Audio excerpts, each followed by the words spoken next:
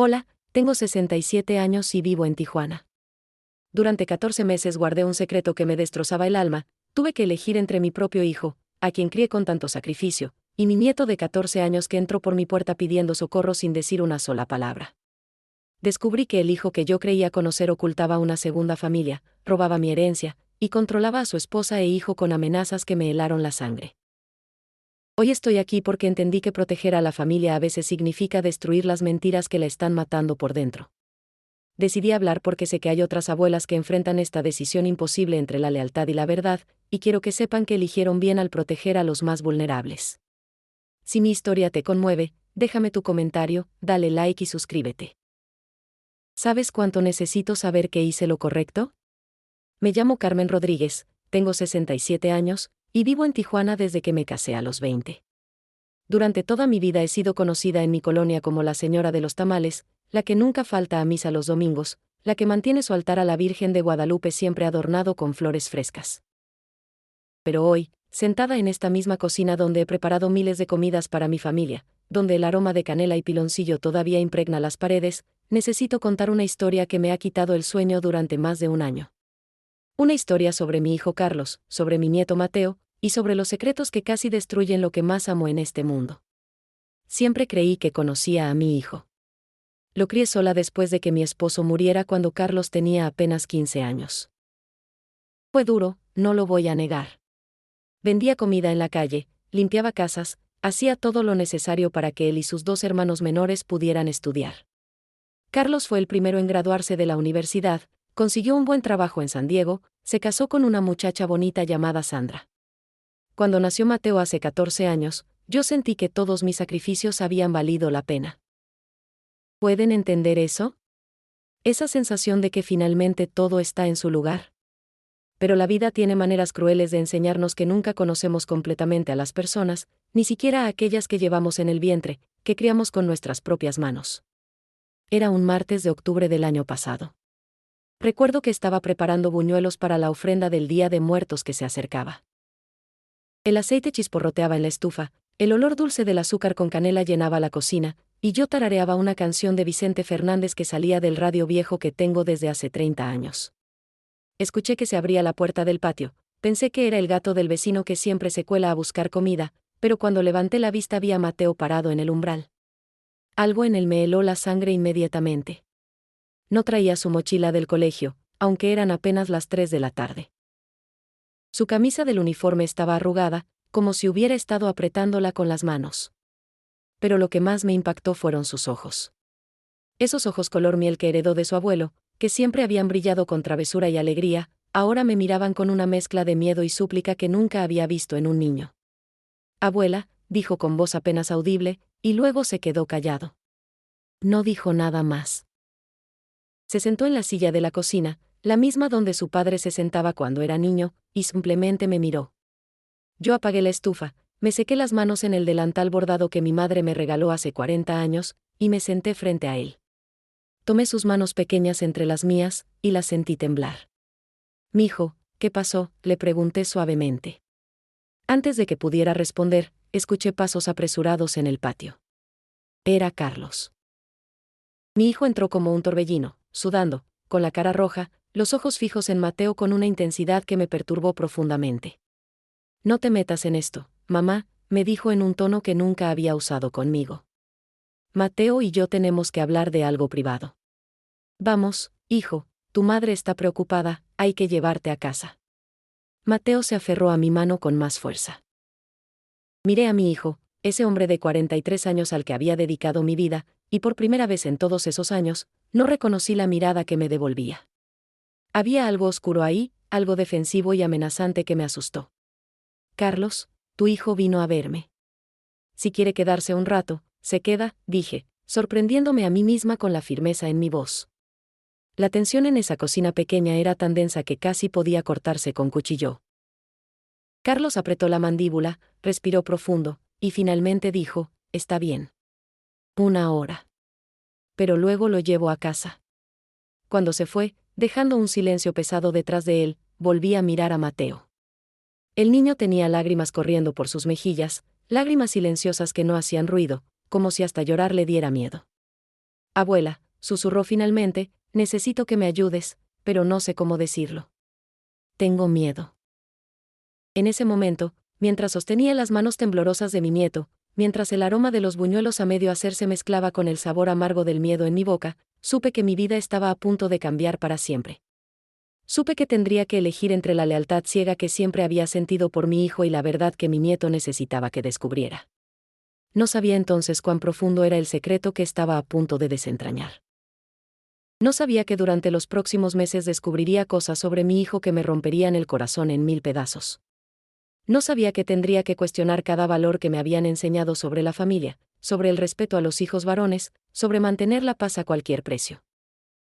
Lo único que sabía en ese momento, mientras el sol de octubre entraba por la ventana de mi cocina y bañaba el rostro asustado de Mateo, era que ese niño me había pedido ayuda sin decir una sola palabra, y yo no podía fallarle.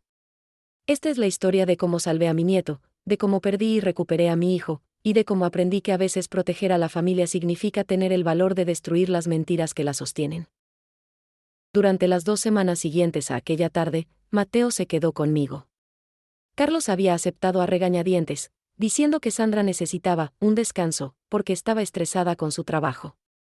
Yo no hice preguntas, aunque 1000 interrogantes daban vueltas en mi cabeza como sopilotes sobre carroña. En esos 14 días, observé a mi nieto con la atención de un halcón, notando cada detalle que antes hubiera pasado por alto. Mateo apenas comía. Yo preparaba sus platillos favoritos, enchiladas verdes con crema, arroz rojo, frijoles refritos con queso, pero él solo picoteaba la comida, moviendo el tenedor de un lado a otro del plato. Por las noches, lo escuchaba tener pesadillas. Gritaba palabras que no alcanzaba a entender, despertaba empapado en sudor. Cuando entraba a su cuarto, lo encontraba sentado en la cama, abrazando sus rodillas, con esa mirada perdida que me partía el alma. Una mañana, mientras hacía su cama, encontré algo que me hizo detenerme en seco. Bajo el colchón había un cuaderno escolar, de esos con pasta azul que venden en cualquier papelería. Lo abrí con manos temblorosas, sintiendo que estaba invadiendo su privacidad pero sabiendo que necesitaba entender qué estaba pasando. Las páginas estaban llenas de dibujos. No eran dibujos normales de un muchacho de 14 años. Eran oscuros, perturbadores. Una casa dividida por una línea gruesa y negra. Figuras sin rostros. Palabras escritas una y otra vez, silencio, secreto, no puedo decir, tengo miedo. En una página había dibujado lo que parecía ser una cámara, y debajo había escrito, siempre mirando, siempre escuchando. Me senté en la cama de Mateo, aferrando ese cuaderno contra mi pecho, y sentí que el mundo se movía bajo mis pies. ¿Qué le estaba pasando a mi nieto? ¿Qué estaba sucediendo en esa casa de Chula Vista que yo visitaba cada domingo, donde todo parecía perfecto, donde mi hijo y su familia sonreían para las fotos de Instagram? Esa tarde, cuando Sandra vino a visitarnos, decidí hablar con ella. La invité a ayudarme a preparar pozole, sabiendo que en mi cultura, las conversaciones importantes siempre suceden mientras las mujeres cocinan juntas. Pusimos el maíz a remojar, cortamos el repollo en tiras finas, picamos rábanos hasta que nuestros dedos olían a tierra fresca. Sandra, comencé cuidadosamente, ¿está todo bien en casa? Mateo parece diferente. Vi cómo sus manos se detenían sobre el cilantro que estaba picando. No levantó la vista, pero noté cómo sus hombros se tensaban, cómo tragaba saliva antes de responder. Todo está bien, Carmen. Es solo, ya sabes, la edad. Los adolescentes son complicados. Pero su voz no me convenció. Había algo forzado en ella, algo ensayado. Seguí cortando tomates, dejando que el silencio se extendiera entre nosotras, un viejo truco que aprendí de mi madre, a veces el silencio saca más verdades que las preguntas directas. Finalmente, Sandra dejó el cuchillo sobre la tabla de picar y se limpió las manos en el delantal. Todavía sin mirarme, dijo en voz tan baja que tuve que acercarme para escucharla, Carlos ha cambiado mucho en el último año. Se ha vuelto muy controlador. Mi corazón empezó a latir más rápido. ¿Controlador cómo? Controla todo el dinero. Tengo que pedirle permiso hasta para comprar despensa. Instaló cámaras por toda la casa, dice que es por seguridad, pero yo sé que nos vigila. Revisa mis mensajes, mi correo electrónico. ¿Y con Mateo? Se detuvo, mordiéndose el labio inferior. ¿Qué pasa con Mateo? presioné suavemente. Le grita por todo. Por sacar malas calificaciones, por no hacer las tareas perfectamente, por cualquier cosa. Y siempre le dice lo mismo, que si no obedece, si cuenta algo de lo que pasa en casa, nos separará, me quitará a Mateo, me dejará sin nada porque todo está a su nombre. Las manos me temblaban mientras cortaba los tomates. Sentí como las lágrimas empezaban a picar en mis ojos, pero no lloré. Todavía no. Necesitaba ser fuerte, necesitaba entender completamente qué estaba pasando antes de actuar. ¿Por qué no me habías dicho nada?, le pregunté. Sandra finalmente me miró, y en sus ojos vi un cansancio profundo, una resignación que me resultó terriblemente familiar. Era la misma mirada que había visto en el espejo después de que mi esposo muriera, cuando tuve que cargar sola con todo. Porque tengo miedo, Carmen. Tengo miedo de quedarme sin nada, de perder a mi hijo. ¿Y por qué? Porque es tu hijo, y no sabía si me creerías, o si pensarías que estoy exagerando. Dejé el cuchillo y tomé sus manos entre las mías, manchadas ambas con el jugo rojo de los tomates que parecía sangre. Te creo, le dije firmemente. Y vamos a encontrar una solución. Te lo prometo. Pero incluso mientras decía esas palabras, me preguntaba si podría cumplir esa promesa. Carlos era mi hijo, mi primogénito, el que había sido mi orgullo y mi alegría. ¿Cómo había llegado a convertirse en alguien que aterrorizaba a su propia familia? ¿Qué había fallado yo como madre para criar a un hombre así? Esa noche, después de que Sandra se fue y Mateo finalmente se durmió, me senté en mi pequeña sala frente al altar de la Virgen. Las veladoras parpadeaban, proyectando sombras danzantes en las paredes. Recé como no había rezado en años, pidiendo fuerza, pidiendo sabiduría, pidiendo que me mostraran el camino correcto. No sabía entonces que las revelaciones apenas estaban comenzando, que lo que Sandra me había contado era solo la punta del iceberg.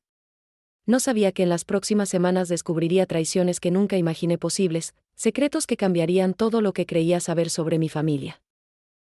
Pero esa noche, arrodillada frente a la Virgen, hice un juramento, haría lo que fuera necesario para proteger a Mateo, incluso si eso significaba enfrentarme a mi propio hijo, incluso si eso destruía la imagen perfecta de familia que tanto había trabajado para mantener. El tercer mes de esta pesadilla comenzó con algo inesperado, una llamada de mi hijo menor, Roberto, preguntándome si yo sabía algo sobre la propiedad en Rosarito. Mi corazón dio un vuelco. La propiedad en Rosarito había sido de mi difunto esposo, una pequeña parcela con vista al mar que él había comprado con sus ahorros, soñando con construir ahí una casa para nuestra vejez. Después de su muerte, esa propiedad quedó a nombre mío y de mis 3 hijos. ¿Por qué preguntas?, le dije, tratando de mantener la voz calmada mientras revolvía los frijoles que tenía en la estufa. Porque me llegó una notificación del municipio sobre impuestos atrasados. Dice que la propiedad fue vendida hace 5 años, pero yo nunca firmé nada, mamá. ¿Tú autorizaste esa venta? Los frijoles se me quemaron. El olor acre llenó la cocina mientras yo me quedaba paralizada, sosteniendo el teléfono con mano temblorosa. No, susurré. Yo tampoco firmé nada. Esa tarde, después de mucho buscar en el viejo baúl donde guardo documentos importantes, encontré la escritura original de la propiedad. Estaba todo ahí, mi nombre, el nombre de mis 3 hijos como herederos. Pero había algo más, un documento que no recordaba haber visto antes, con mi firma que parecía mía pero que yo no recordaba haber puesto. Una procuración que supuestamente me daba permiso a Carlos para vender la propiedad en mi nombre. Mi prima Lupita trabaja como secretaria en un despacho de abogados. Le pedí que, discretamente, investigara qué había pasado con esa propiedad. Una semana después, me citó en su oficina, no en mi casa. Eso ya me indicó que las noticias eran malas. Carmen, me dijo, sirviéndome un café que no pude tomar porque me temblaban demasiado las manos, tu hijo Carlos vendió esa propiedad hace 5 años por $200,000. Usó una procuración que parece falsificada. Un peritografólogo podría confirmarlo, pero yo creo que esa no es tu firma real. $200,000. Una fortuna. El dinero que hubiera asegurado el futuro de mis 3 hijos, que hubiera pagado la universidad de Mateo, que hubiera sido mi seguridad en la vejez. ¿A dónde fue ese dinero?, pregunté, aunque ya temía la respuesta. Eso no lo puedo saber sin una investigación más profunda. Pero Carmen, ¿si presentas una denuncia? No, la interrumpí. Todavía no. necesito entender primero qué está pasando. Durante los días siguientes, me convertí en detective de mi propia familia. Revisé cada papel, cada recibo viejo, cada documento que encontré en esa caja de memorias. Descubrí que Carlos había tomado préstamos usando mi nombre como aval sin que yo lo supiera. Encontré estados de cuenta de tarjetas de crédito que nunca había solicitado, todas con deudas enormes. La magnitud de la traición me quitaba el sueño. Pasaba las noches sentada en la cocina, tomando té de manzanilla que ya no me calmaba, preguntándome como el niño que había criado, el muchacho que me abrazaba y me decía, te quiero, mamá, cada noche antes de dormir, se había convertido en alguien capaz de robarme así. Finalmente, reuní el valor para confrontarlo. Lo cité en mi casa un sábado por la tarde, cuando Sandra tenía turno en su trabajo y Mateo estaba en una clase de fútbol. Preparé café, puse las tazas sobre la mesa de la cocina, junto con todos los documentos que había encontrado. Cuando Carlos llegó, vi cómo su rostro cambiaba al ver los papeles. Primero confusión, luego reconocimiento, finalmente algo parecido al pánico que intentó disfrazar con enojo. Mamá, ¿qué es todo esto? Eso mismo te pregunto yo, Carlos. ¿Qué es todo esto? ¿Por qué vendiste la propiedad de Rosarito sin decirme nada? ¿Por qué usaste mi nombre para pedir préstamos? Se pasó las manos por el cabello, un gesto que hacía desde niño cuando estaba nervioso. Pero en lugar de admitir lo que había hecho, me atacó. Tú no entiendes nada, explotó, golpeando la mesa con el puño y haciendo que las tazas de café temblaran. Yo he sido el único que te ha ayudado todos estos años. Cuando papá murió, ¿quién trabajó para mantener esta familia? ¿Quién pagó la universidad de Roberto y de María? Yo. Así que ese dinero era mío por derecho. Me quedé mirándolo, este hombre de 43 años que parecía un extraño, y vi algo que me heló hasta los huesos. Él realmente creía lo que estaba diciendo. En su mente distorsionada, se había convencido de que tenía derecho a tomar lo que no era suyo. Tú trabajaste, sí, le dije con voz temblorosa pero firme, pero también lo hice yo. Vendí comida en la calle, limpié casas, trabajé hasta que me dolían los huesos. Y nunca se me ocurrió robarle a mi propia familia. Carlos, esa propiedad también era de tus hermanos. Mis hermanos no hicieron nada por esta familia. Yo soy el hombre de la casa, yo soy el que merece. Basta, y grité, sorprendiéndome a mí misma. No existe eso de el hombre de la casa. Tú eres uno de mis 3 hijos, nada más, nada menos. Y lo que hiciste es robo, Carlos. Robo. Se puso de pie tan bruscamente que la silla cayó hacia atrás con un golpe seco. Eres una ingrata, escupió las palabras como veneno. Después de todo lo que he sacrificado por ti, así me pagas. ¿Sacrificado?, repetí, sintiendo como la rabia reemplazaba el dolor en mi pecho. ¿Robarnos es sacrificio? No vuelvas a hablarme hasta que entiendas lo que he hecho por esta familia, dijo, dirigiéndose a la puerta. Antes de salir, se volteó y añadió con una sonrisa cruel que nunca le había visto, y si hablas de esto con alguien, si intentas meterme en problemas legales, nunca volverás a ver a Mateo. Yo tengo abogados, mamá. Tú no tienes nada. Cuando la puerta se cerró detrás de él, me derrumbé en la silla, temblando de pies a cabeza. El café se había enfriado, los documentos seguían esparcidos sobre la mesa, testigos mudos de la destrucción de mi familia. Pero en medio de ese dolor, una pequeña llama de determinación empezó a arder en mi pecho. Carlos pensaba que podía asustarme, que podía usar a Mateo como rehén emocional. No sabía que una madre, especialmente una abuela, es capaz de cualquier cosa cuando se trata de proteger a los suyos. Las semanas siguientes a esa confrontación fueron las más difíciles de mi vida. Carlos dejó de contestar mis llamadas. Sandra me enviaba mensajes breves diciéndome que Mateo estaba bien, pero no me dejaba verlo. Yo me sentía como una prisionera en mi propia vida, atrapada entre el amor por mi hijo y la necesidad de proteger a mi nieto. Encontré refugio en un lugar inesperado, el grupo de oración de mi parroquia. Cada miércoles por la noche, 6 mujeres nos reuníamos en el salón parroquial de la iglesia de Guadalupe. Yo había asistido a esas reuniones durante años, pero siempre había sido para rezar por otros, nunca para pedir ayuda para mí misma. Esta vez era diferente. Les conté todo. Cada palabra que salía de mi boca me costaba un pedazo del alma, porque admitir que mi hijo era un ladrón y un manipulador significaba admitir que había fallado como madre. Esperaba juicio, esperaba que me dijeran que debía mantener el problema en familia, que debía proteger el honor de mi hijo. En cambio, lo que recibí fue un abrazo colectivo que me hizo llorar como no había llorado en años. Doña Mercedes, una señora de 72 años que había criado sola a 5 hijos, fue la primera en hablar. «Mija», me dijo, sosteniendo mi mano con sus dedos nudosos, «nada de esto es tu culpa.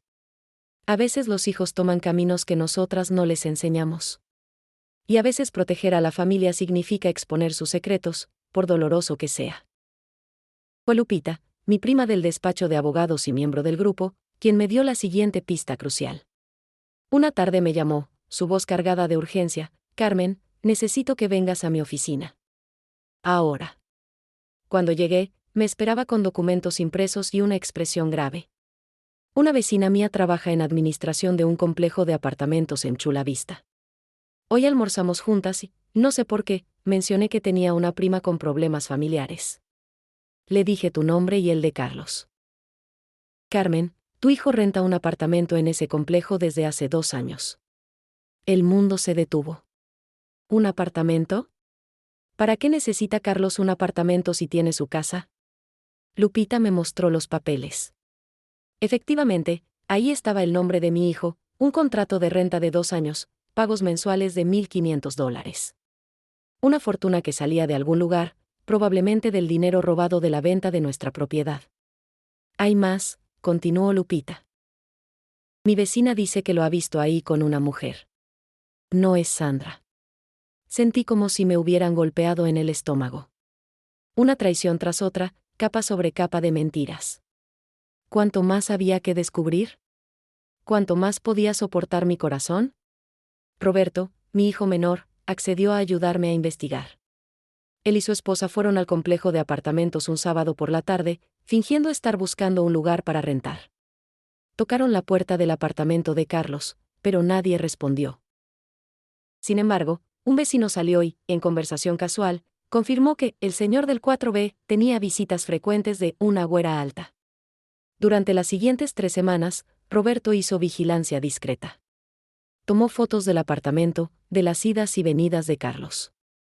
Finalmente, una tarde de viernes, logró captar imágenes de Carlos entrando al apartamento con una mujer rubia, joven, probablemente de 30 y pocos años, que se reía mientras mi hijo le pasaba el brazo por los hombros.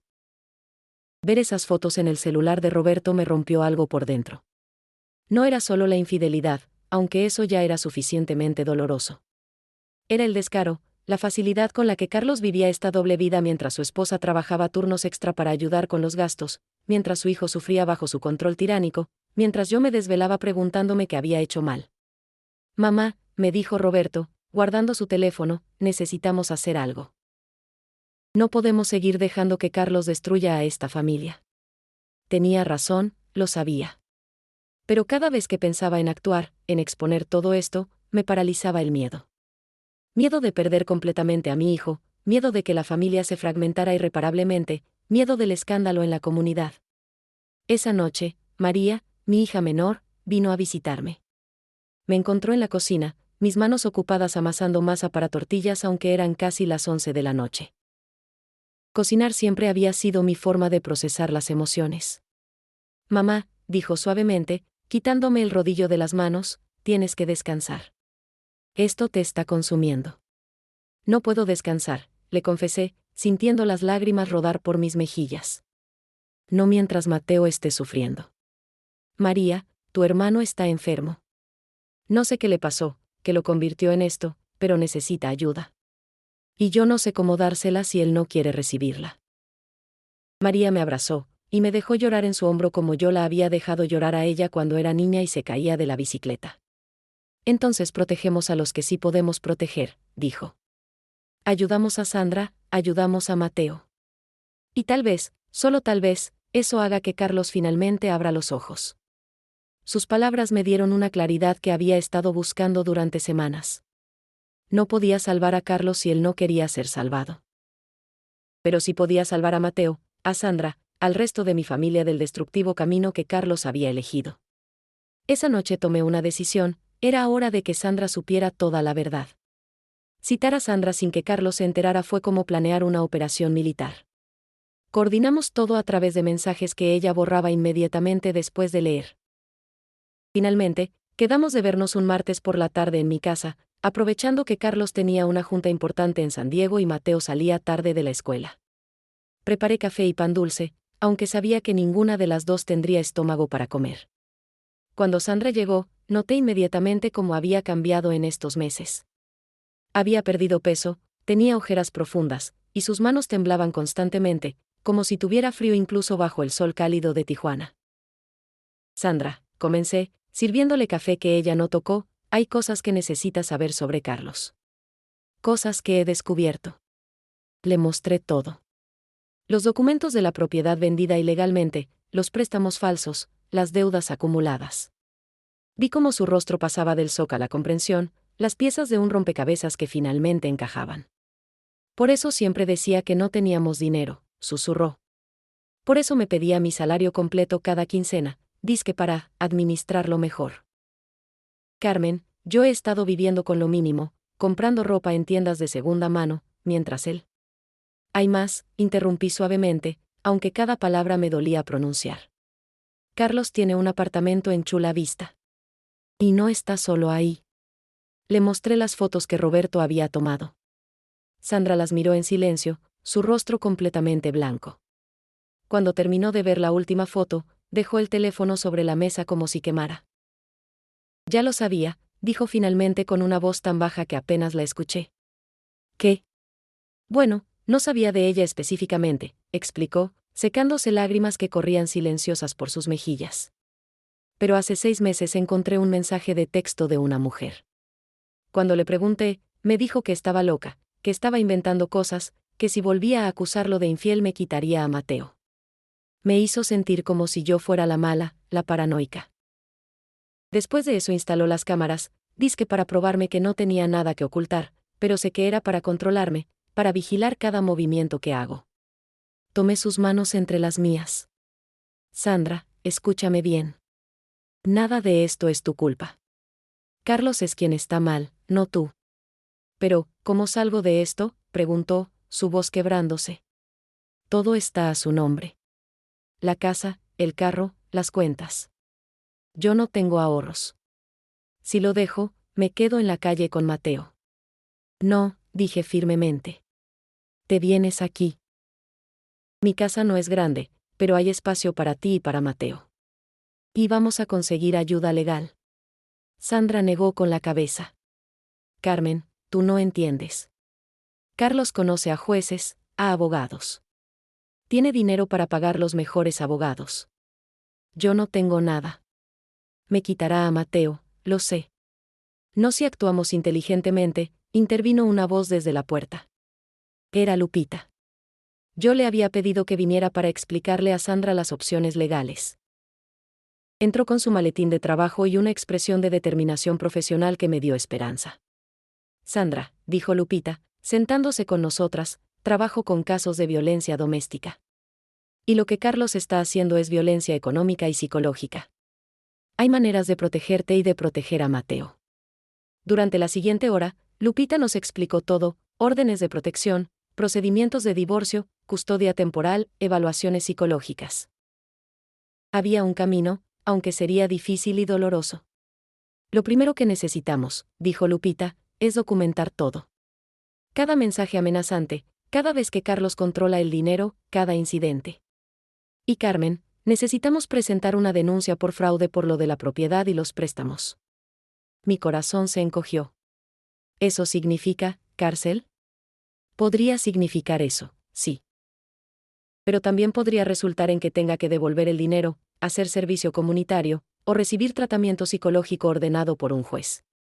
Lo importante es que habrá consecuencias reales para sus acciones. Miré a Sandra, quien observaba sus manos sobre la mesa. No sé si puedo hacer esto, susurró. Tengo tanto miedo. Yo también tengo miedo, admití. Miedo de perder a mi hijo, miedo de destruir lo que queda de nuestra familia. Pero tengo más miedo de lo que le pueda pasar a Mateo si no hacemos nada. Como si hubiera sido convocado por su nombre, mi celular sonó.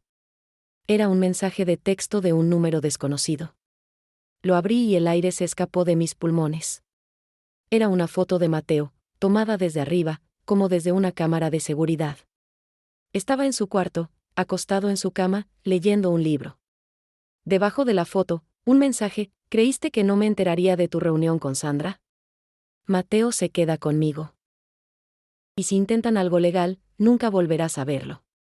Sandra vio el mensaje y se puso de pie de golpe, casi tirando su silla. Tengo que irme, dijo, el pánico claro en su voz. Tengo que llegar antes que él. ¿Si se da cuenta de que estuve aquí? Espera, dije, pero ella ya estaba en la puerta. Lo siento, Carmen. No puedo. No puedo arriesgar a mi hijo. Y se fue, dejándome con Lupita en la cocina, el mensaje amenazante todavía brillando en la pantalla de mi teléfono, el café frío en las tazas, el pan dulce intacto. Carlos está escalando, dijo Lupita gravemente. Esto se va a poner peor antes de mejorar. Cerré los ojos, sintiendo el peso de esta batalla que recién comenzaba. Pero cuando los abrí de nuevo, mi determinación era más fuerte que el miedo. Entonces que se ponga peor, dije. Porque no voy a rendirme. Los días posteriores al mensaje amenazante fueron de una tensión insoportable. No dormía, apenas comía, cada vez que sonaba mi teléfono saltaba pensando que serían más amenazas de Carlos. Pero algo inesperado sucedió, la gente comenzó a acercarse con ayuda. El primer aliado fue el padre Miguel de la parroquia. Llevaba décadas siendo el confesor de mi familia, había bautizado a mis 3 hijos, había dado la primera comunión a Mateo. Una tarde llegó a mi casa sin avisar, con su sotana negra y su Biblia gastada bajo el brazo. Doña Carmen, me dijo, rechazando el café que le ofrecí, las señoras del grupo de oración me contaron lo que está pasando. Y yo tengo algo que decirle, el perdón cristiano no significa permitir que continúe el abuso. Dios nos llama a proteger a los inocentes, incluso cuando eso signifique confrontar a nuestros propios hijos. Sus palabras fueron como un bálsamo. Durante semanas había luchado con mi fe, preguntándome si estaba pecando al voltearme contra mi hijo. El padre Miguel me ayudó a entender que había una diferencia entre el amor y la complicidad. Carlos necesita ayuda, continuó el sacerdote, pero esa ayuda solo vendrá cuando enfrente las consecuencias de sus acciones. Usted no está destruyendo a su familia, Carmen. Está tratando de salvarla. 2 días después, recibí una visita aún más sorprendente. Era don Héctor, el dueño de la ferretería donde Carlos compraba materiales cuando hacía reparaciones en su casa. Un hombre de 60 años, con manos callosas de trabajador y una reputación de ser extremadamente reservado. Señora Carmen, comenzó, girando nerviosamente su sombrero entre las manos, sé que no es de mi incumbencia, pero tengo que decirle algo sobre su hijo. Me senté, preparándome para más malas noticias. Don Héctor respiró profundo antes de continuar. Hace 4 meses, Carlos vino a mi ferretería con un cheque que rebotó. Era por $3,000 en materiales. Cuando lo confronté, me prometió que me pagaría en 2 semanas. Nunca lo hizo. Luego supe que hizo lo mismo en la tlapalería de don José, en la maderería de los hermanos García, en varios negocios más. Debe dinero por toda la colonia. ¿Por qué me cuenta esto ahora?, pregunté, aunque ya sospechaba la respuesta. Porque hoy vino de nuevo, pidiendo más materiales a crédito. Y cuando le dije que no, que primero tenía que pagar lo que debe, se puso agresivo. Empezó a gritarme, a amenazarme con demandarme por discriminación. Señora Carmen, su hijo está fuera de control. Y si nadie hace algo, va a terminar muy mal. Cada testimonio era otra pieza del rompecabezas, otro pedazo de la verdad sobre quien se había convertido Carlos. Pero lo más revelador vino de una fuente completamente inesperada, Andrea, la mujer del apartamento secreto. Fue Roberto quien primero tuvo contacto con ella. Había seguido investigando discretamente y, un día, se topó con Andrea en el estacionamiento del complejo. Se presentó como el hermano de Carlos y, con una mezcla de valentía y compasión, le preguntó directamente qué sabía. Andrea accedió a encontrarse conmigo. La cité en un café neutral, lejos de Chula Vista, lejos de mi colonia. Cuando llegó, me sorprendió lo joven que era, apenas 30 años, con un vientre que apenas comenzaba a notarse. Está embarazada, fue lo primero que dije, la realidad golpeándome como un martillo. Andrea asintió, las lágrimas ya corriendo por sus mejillas. De 5 meses. Y hasta hace 2 semanas, no sabía que Carlos estaba casado. La historia que me contó era perturbadoramente familiar. Carlos le había dicho que era viudo, que su esposa había muerto de cáncer 2 años atrás, que Mateo vivía con su abuela porque él trabajaba demasiado para cuidarlo solo. Le había prometido matrimonio, un futuro juntos, que cuando ella quedara embarazada formarían una familia. ¿Cómo descubriste la verdad?, pregunté, mi voz más suave de lo que esperaba. A pesar de todo, esta mujer también era una víctima. Un compañero de trabajo me dijo. Me mostró fotos de Facebook de Carlos con Sandra y Mateo, fotos recientes. Cuando lo confronté, primero lo negó. Luego me dijo que sí estaba casado, pero que su esposa era horrible, que lo trataba mal, que se iba a divorciar pronto. Y yo quise creerle porque llevo a su bebé. Andrea puso una mano sobre su vientre, un gesto protector que reconocí de mi propia maternidad. Pero hace 3 días, continuó, vino al apartamento borracho. Me empezó a gritar, diciéndome que todo esto era mi culpa, que yo lo había atrapado con el embarazo. Me dijo que si causaba problemas, si decía algo a su familia, haría que me deportaran. ¿Deportaran? Vine de Guadalajara hace 6 años con visa de turista. Me quedé porque conseguí trabajo, pero no tengo papeles.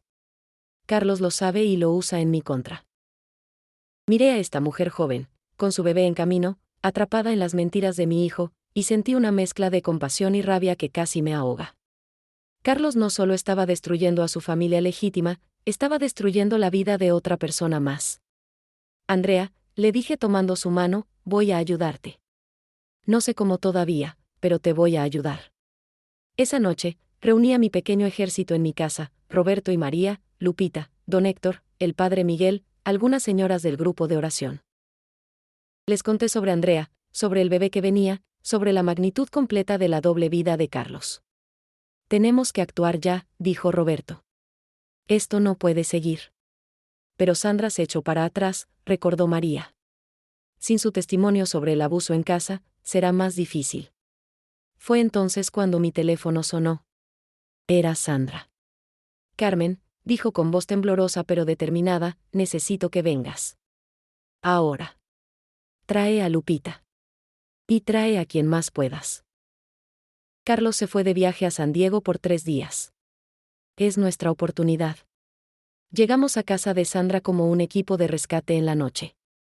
Éramos 7, yo, Roberto, María, Lupita, su esposo Fernando que trabaja con mudanzas, y 2 señoras del grupo de oración. Sandra abrió la puerta con los ojos rojos de llorar pero con una determinación en su rostro que no le había visto antes. Tenemos que ser rápidos, dijo. Si las cámaras siguen funcionando y Carlos las revisa remotamente desde San Diego, verá que hay gente extraña aquí. Las cámaras ya no son problema, dijo Fernando, sacando herramientas de su bolso. Voy a desconectarlas. Parecerá una falla eléctrica. Mientras Fernando trabajaba en las cámaras, el resto empezamos a empacar.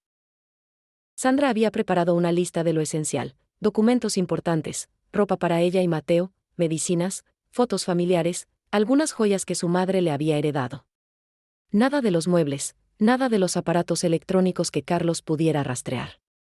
Mateo estaba sentado en las escaleras, observando todo con ojos enormes.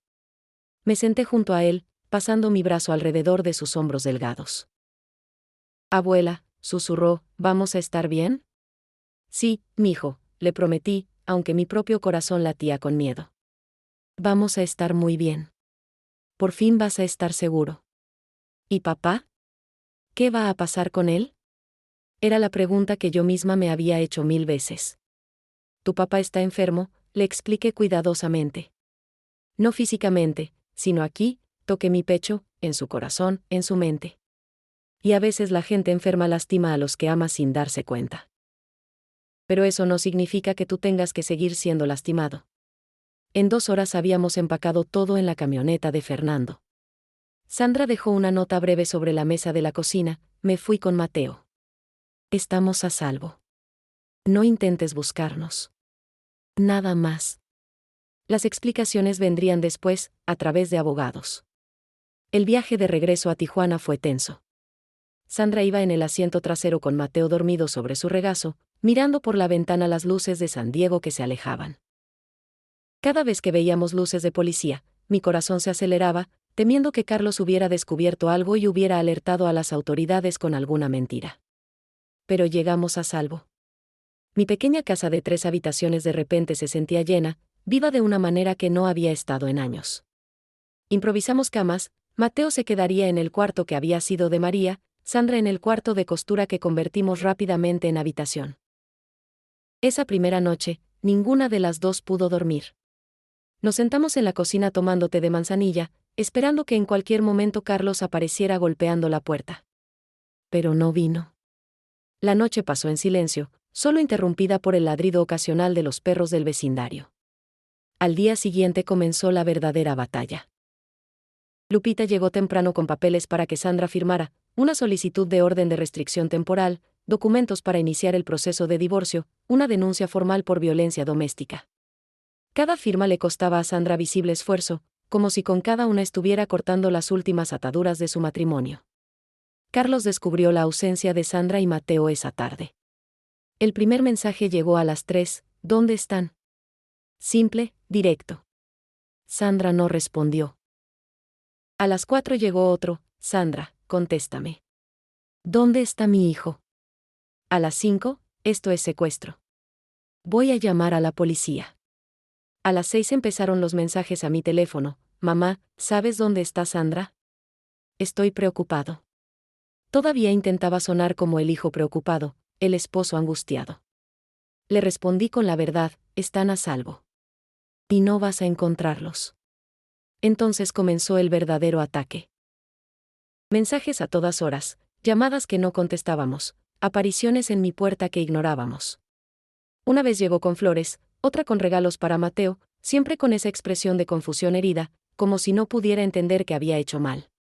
Sandra, por favor, gritaba desde la calle, sabiendo que estábamos dentro. Solo quiero hablar.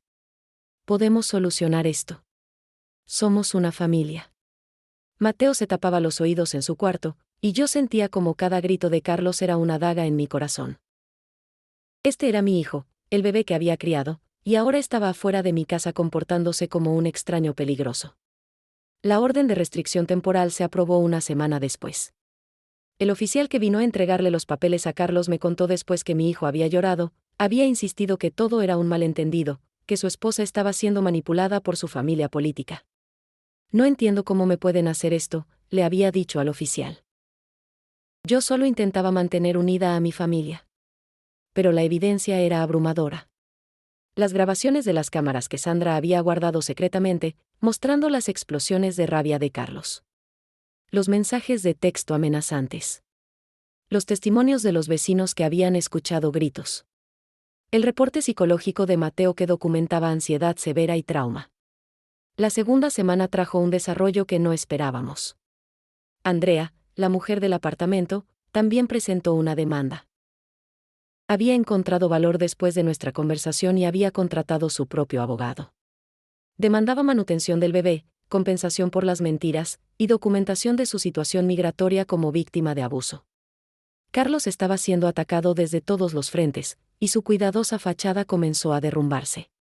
Los rumores se esparcieron por la colonia, por su trabajo, por nuestra comunidad. Las miradas de la gente en la iglesia cambiaron, de simpatía hacia él, pobre Carlos con la familia difícil, a comprensión de la verdad. Pero él no se rendía. Si algo había heredado de mí era la terquedad. La tercera semana después de la huida, Carlos cambió de táctica. Si no podía recuperar a su familia con súplicas y lágrimas, intentaría con ataques legales y manipulación pública. Primero vinieron los abogados. Caros, agresivos, implacables. Presentaron una contrademanda alegando que Sandra había secuestrado a Mateo, que yo había conspirado para destruir su reputación, que todo era una campaña orquestada para quitarle sus derechos como padre y hijo. Están tratando de alienarme de mi familia por envidia, decía en los documentos legales. Mi madre siempre ha resentido mi éxito profesional. Mi esposa está siendo manipulada por su familia política para obtener dinero de nuestro divorcio. Las audiencias comenzaron. La corte era un lugar frío, impersonal, donde el dolor de mi familia se reducía a argumentos legales y tecnicismos procesales. El abogado de Carlos era un hombre alto, con traje caro, que nos miraba como si fuéramos basura. Señora Rodríguez, me dijo durante mi testimonio, con una sonrisa falsa, ¿no es cierto que usted tiene problemas económicos? He trabajado toda mi vida, respondí, manteniendo la voz firme aunque temblaba por dentro. Nunca he sido rica, pero tampoco soy pobre. ¿Y cuando su hijo tuvo éxito, cuando comenzó a ganar bien, no le pareció injusto? ¿No sintió que merecía parte de ese dinero que él había ganado con su esfuerzo?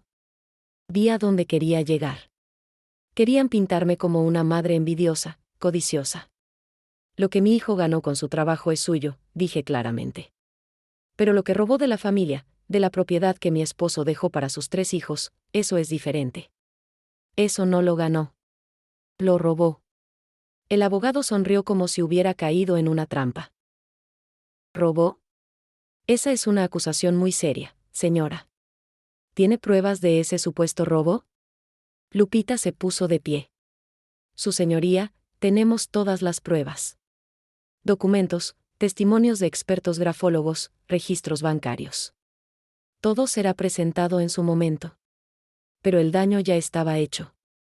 El abogado de Carlos había plantado la semilla de duda, una madre resentida, una nuera manipuladora, un niño usado como peón en una guerra familiar. La segunda táctica de Carlos fue aún más despreciable. Comenzó a contactar a mis familiares en Guadalajara, a mis tíos mayores, a primos lejanos. Les contó su versión de la historia, que su esposa lo había abandonado sin razón, que su madre lo había traicionado, que necesitaba su apoyo para salvar su familia. Los tíos comenzaron a llamarme. Carmen, decía mi tío Ernesto, hermano mayor de mi difunto esposo, ¿qué está pasando? Carlos nos llamó llorando. Dice que te has vuelto contra él. Tío, intentaba explicar, hay cosas que usted no sabe.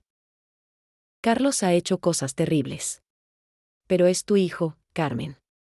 Los problemas familiares se resuelven en familia, no en los tribunales. Esto es una vergüenza para todos nosotros. Esa palabra, vergüenza. La arma más poderosa en una familia mexicana tradicional. La presión comenzó a ser insoportable. Llamadas diarias, mensajes de WhatsApp, incluso una tía que amenazó con venir desde Guadalajara para poner orden en la situación. La peor llamada fue de mi suegra, la madre de mi difunto esposo, una mujer de 90 años que vivía en un asilo en Jalisco. Carlos había ido a visitarla, le había contado su versión llorosa, y ella me llamó furiosa. ¿Cómo puedes hacerle esto a tu hijo?, me gritó con voz temblorosa por la edad pero fuerte en su indignación. Su padre, mi hijo, se voltearía en su tumba si supiera que estás destruyendo su apellido. Señora, le dije, las lágrimas corriendo por mis mejillas, yo no estoy destruyendo nada. Estoy tratando de salvar a mi nieto. Los niños necesitan a sus padres. Estás siendo egoísta, Carmen. Colgó antes de que pudiera explicar más. Esa noche lloré como no había llorado en meses. La presión familiar, el peso de la tradición, el miedo de ser vista como la mala de la historia, todo se acumulaba sobre mis hombros como una montaña imposible de mover. Sandra también estaba sufriendo. Sus propios padres, que vivían en Los Ángeles, habían sido contactados por Carlos. Él les había dicho que Sandra estaba teniendo un episodio psicótico, que necesitaba ayuda psiquiátrica, que él solo quería lo mejor para su esposa enferma. Mis padres me preguntaron si estoy tomando medicamentos, me contó Sandra una noche, su voz quebrada. Me preguntaron si realmente sucedió todo lo que digo o si estoy imaginando cosas. Carmen, mi propia madre dudó de mí. Mateo era quien más sufría. En la escuela, donde Carlos había hablado con los maestros presentándose como el padre preocupado, el niño era visto con desconfianza. ¿Era realmente maltratado o estaba siendo manipulado por su madre y abuela? Los rumores entre los padres de familia circulaban, que Sandra era una mujer inestable, que yo era una anciana vengativa, que pobre Carlos solo intentaba ver a su hijo. Una tarde, Mateo llegó a casa con el labio sangrando. Había peleado con un compañero que le dijo que su papá era mejor persona que su mamá, que él debería estar con su padre. ¿Por qué la gente le cree a él?, me preguntó Mateo esa noche, mientras yo limpiaba su herida. Yo sé lo que viví. Yo sé cómo era vivir en esa casa. ¿Por qué nadie me cree? No tenía respuesta para darle. Solo podía abrazarlo y prometerle que eventualmente la verdad saldría a la luz. El punto más bajo llegó cuando Roberto y María comenzaron a dudar. No de la verdad, sino de si habíamos hecho lo correcto al hacer esto público. Mamá, me dijo María una tarde, ¿y si esto termina destruyéndonos a todos? ¿Y si perdemos, y Carlos se lleva a Mateo? ¿Habrá valido la pena? Era la pregunta que me quitaba el sueño cada noche. La audiencia final llegó en marzo, 6 meses después de aquella tarde en que Mateo entró a mi cocina pidiendo ayuda en silencio. La sala del tribunal estaba llena, de un lado, Carlos con sus abogados caros y sus testigos cuidadosamente seleccionados, del otro, Sandra, Mateo, yo, Lupita, y nuestro pequeño ejército de verdad. El juez era una mujer de unos 50 años, con mirada seria y expediente grueso frente a ella. Había revisado toda la evidencia, todos los testimonios, cada documento que habíamos presentado durante meses. Carlos fue el primero en testificar. Lo vi caminar al estrado con esa confianza que siempre había tenido, vestido con su mejor traje, el cabello perfectamente peinado. Por un momento, viéndolo ahí, mi corazón se rompió nuevamente. Este era mi hijo. Mi niño. ¿Cómo habíamos llegado a este punto? Su señoría, comenzó Carlos, su voz cargada de emoción contenida, yo solo quiero recuperar a mi familia. He cometido errores, lo admito. Fui demasiado estricto con mi hijo, demasiado controlador con mi esposa. Pero lo hice porque los amo, porque quería protegerlos. Nunca pensé que mi propia madre se voltearía contra mí de esta manera. Era un performance perfecto. Lágrimas en el momento justo, la voz quebrándose al mencionar a Mateo, las manos temblorosas cuando hablaba de su familia rota. Vi como algunos en la sala se conmovían. Luego vino el contrainterrogatorio. Lupita se puso de pie, sus tacones resonando en el piso de madera mientras se acercaba al estrado. Señor Rodríguez, comenzó con voz neutral, dice que ama a su familia. ¿Es por amor que vendió ilegalmente la propiedad familiar? Eso fue un malentendido, respondió Carlos rápidamente. Mi madre me había dado permiso verbal. ¿Un permiso verbal que justifica falsificar su firma? No fue falsificación. Ella había olvidado que. ¿Es por amor que instaló cámaras de vigilancia en toda su casa sin el consentimiento de su esposa? Era por seguridad. ¿Es por amor que le dijo a su hijo de 14 años que lo enviaría a un internato si contaba los secretos de familia? Carlos titubeó. Yo nunca. Tenemos grabaciones, señor Rodríguez. ¿Es por amor que mantuvo una relación extramarital y embarazó a otra mujer mientras seguía casado? El silencio en la sala era absoluto. Carlos abrió la boca, la cerró, la volvió a abrir. Eso es privado.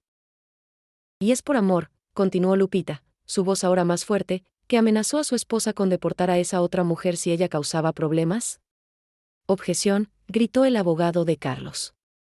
Denegada, dijo la juez. Responda la pregunta, señor Rodríguez. Carlos me miró entonces, sus ojos llenos de rabia pura.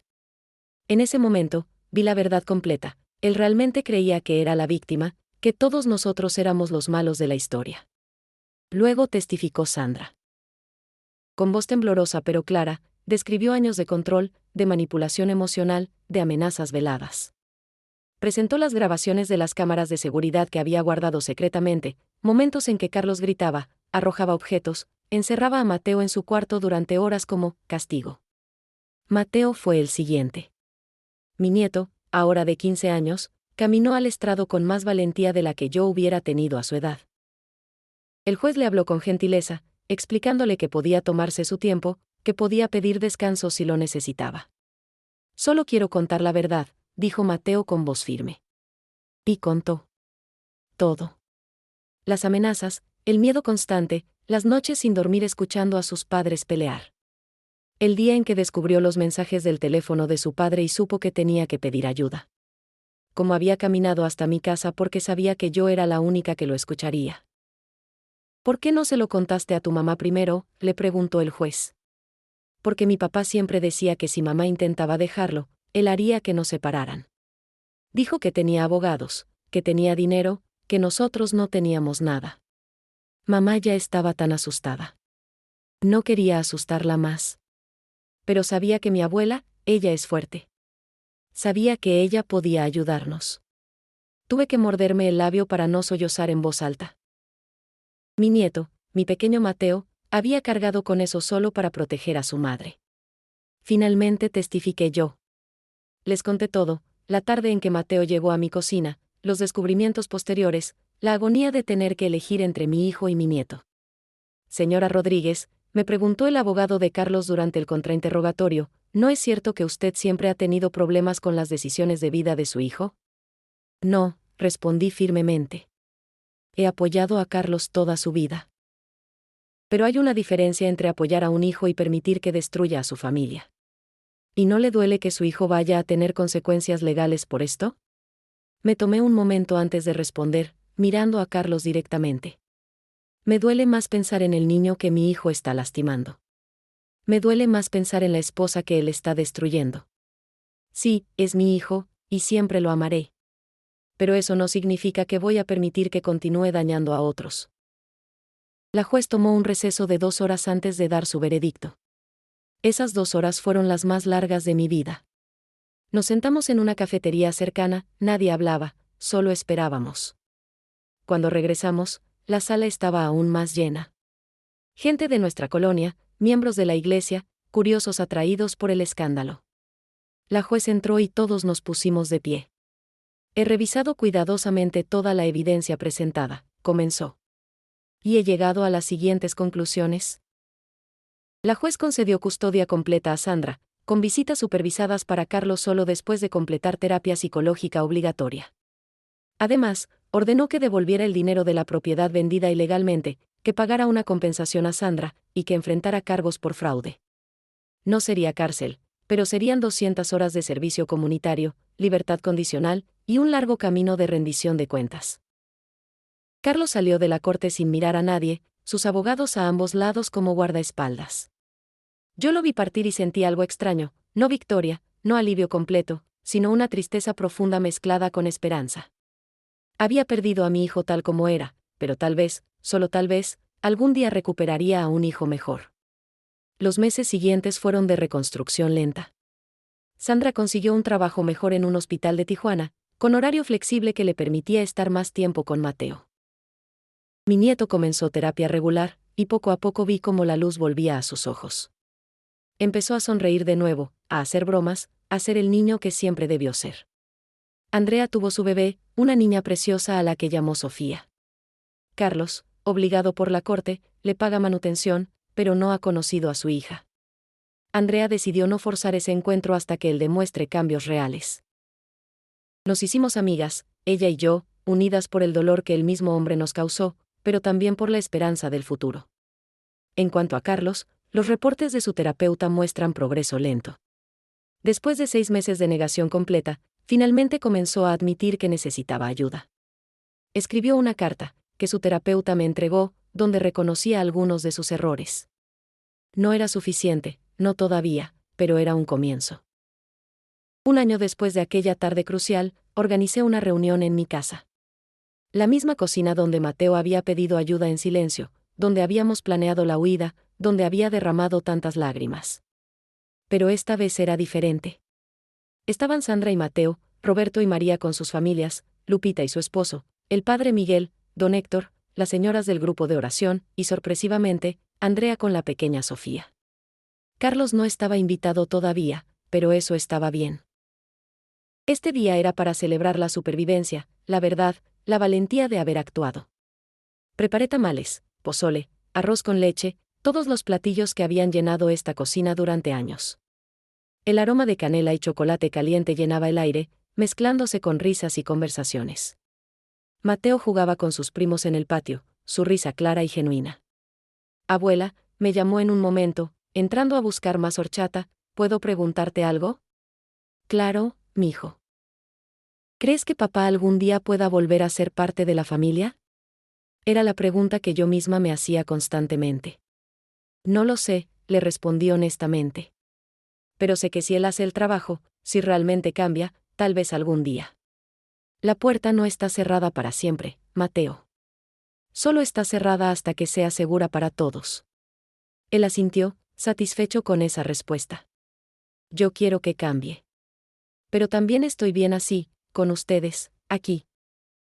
Esa noche, después de que todos se fueron, me senté en mi mecedora en el patio, mirando las estrellas sobre Tijuana.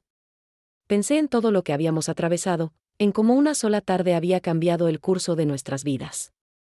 Pensé en las lecciones que había aprendido, que proteger a la familia a veces significa desafiar a la familia. Que el amor verdadero a veces debe ser duro. Que los valores culturales sobre lealtad familiar son hermosos, pero no cuando se usan para silenciar el abuso.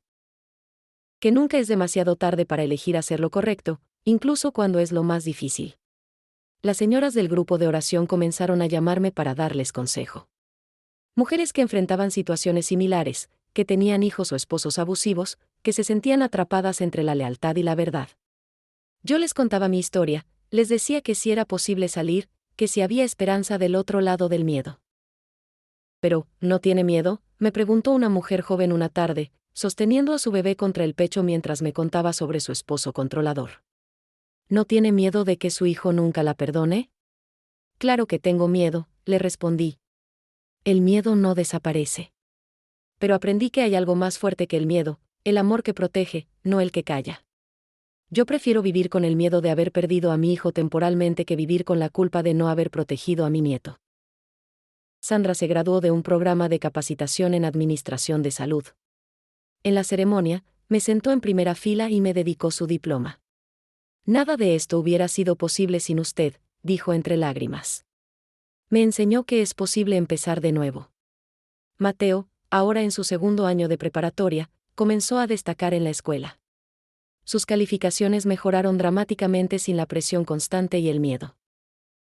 Decidió que quiere estudiar psicología, ayudar a otros niños que pasan por situaciones similares. Quiero ser como tú, abuela, me dijo un día. Alguien que tiene el valor de hacer lo correcto incluso cuando duele. 6 meses después de la sentencia, recibí una llamada del terapeuta de Carlos. Mi hijo quería verme. No para justificarse, no para pedir que retirara los cargos, solo para hablar. Todavía no estoy lista para ese encuentro. Tal vez algún día. Por ahora, mi enfoque está en la familia que tengo aquí, en la familia que reconstruimos sobre cimientos de verdad en lugar de mentiras. A veces veo a mujeres en la iglesia, en el mercado, en la calle, con esa mirada que yo reconozco. Esa mirada de estar cargando secretos demasiado pesados, de proteger a personas que no merecen protección, de sacrificar su propia paz por mantener una ilusión de familia feliz. Cuando las veo, me acerco. Les cuento mi historia. Les digo que si hay salida, que si hay vida del otro lado del miedo. No todas me escuchan, no todas están listas. Pero algunas sí. Y para esas, yo estoy aquí. Porque aprendí que mi historia no terminó en aquella tarde cuando Mateo entró a mi cocina. Esa fue solo la primera página.